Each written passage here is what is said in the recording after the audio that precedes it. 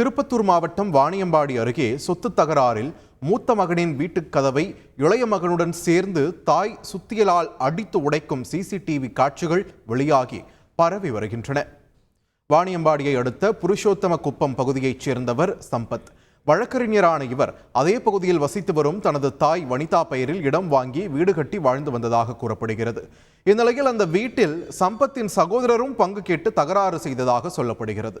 இதுகுறித்து போலீசில் ஏற்கனவே புகார் அளிக்கப்பட்டிருக்கும் நிலையில் சம்பவத்தன்று தன் இளைய மகன் நேருவுடன் சேர்ந்து சம்பத்தின் வீட்டை அவரின் தாய் சுத்தியலால் அடித்து உடைக்கும் சிசிடிவி காட்சி வெளியாகி பரபரப்பை ஏற்படுத்தியிருக்கிறது. இதுகுறித்து சம்பத் போலீசில் புகார் அளித்திருக்கும் நிலையில் சிசிடிவி ஆதாரத்துடன் போலீசார் தீவிர விசாரணை நடத்தி வருகின்றனர்.